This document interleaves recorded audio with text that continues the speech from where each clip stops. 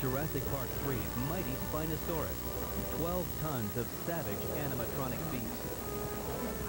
Learn the secrets behind this wild stampede in Jumanji. And see if you can tell the difference between the robotic whales and the real ones in Star Trek 4. Animals Gone Wild. Next on Cinema Secrets.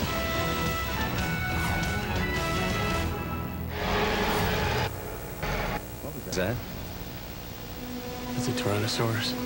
I don't think so. This sounds bigger.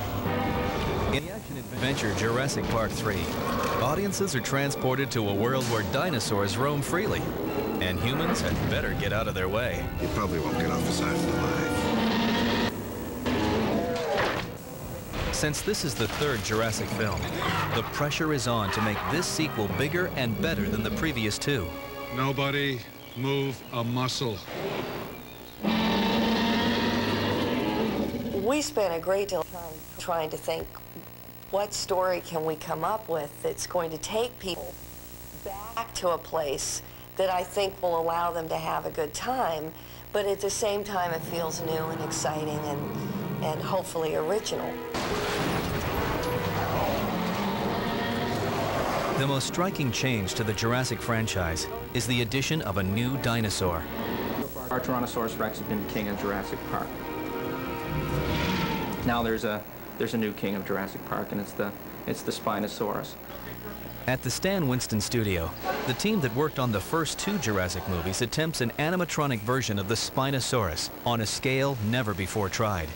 When we really started doing research, we found out these things got to be 60 feet long. It's like, holy smokes, this is, quite a bit bigger than the old T-Rex. What Tim Nordella did, who was the key engineer on the first two films and on this, was he approached the Spinosaur sort of like a hot rod car. We're going to give it more power, streamline things, make it lighter and faster, and really up the horsepower and the controllability on it. To give you an example, Spinosaur was about 1,000 horsepower creature, whereas the T-Rexes in the previous two movies were probably half of that. When it was finished, getting the 20-foot-tall, 43-foot-long animatronic to Universal Studios was a production in itself. It's like something from a science fiction movie. I mean, it happens at night.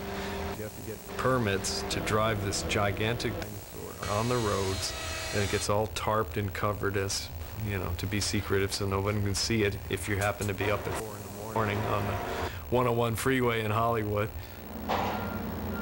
At Universal, the animatronic is loaded onto tracks in an artificial lake, where characters played by William H. Macy, Téa Leoni, and Sam Neill will battle it from a riverboat. Preparing for this shot meant finding a way to submerge the dinosaur's 24,000 pounds of animatronic. An easier way to deal with the skin when it's in the water or it's going to be rained on all the time is make it out of a silicone or a urethane, which is completely water resistant. But the problem is that adds a lot of weight. So to combat that, we had to come up with sealers for foam rubber skin, which is lighter. So when it's out of the water, it's performing like it wasn't all waterproofed. And internally, we just went ahead and said, you know what, we're going to build this like a submarine, like it's going to be underwater. Back on the set, when director Joe Johnston calls action, not even the animatronic's creators can be certain it will work. It was slightly stressful because you're asking this thing to go swimming. Your plan was it could do it, but then you never quite know. God forbid, maybe electronic connection or something we thought was waterproof won't be or whatever. But it was great. It was the size of a real Spinosaur with 24,000 pounds moving in that water around. It was very realistic.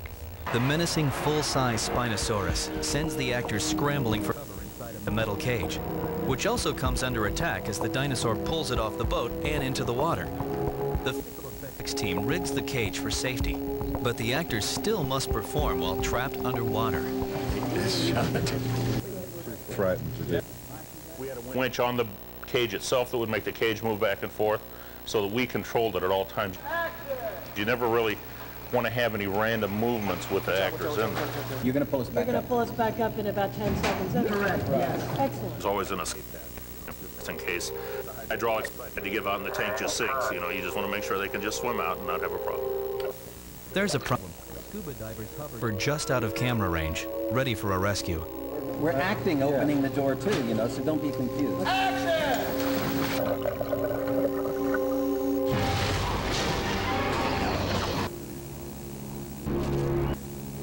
Happily, the underwater escape goes smoothly. The climax of the confrontation comes when a flare sets fire to the lake.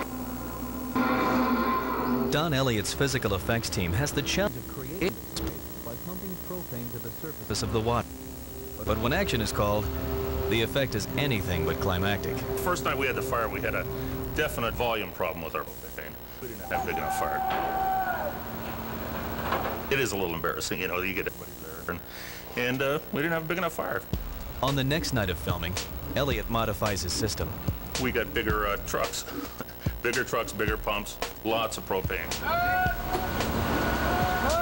When shooting the dinosaur's reaction to the flames, the production crew would like to use the animatronic because of the terrifying reality it brings to the set. It's as close as you're gonna get to being next to a real dinosaur.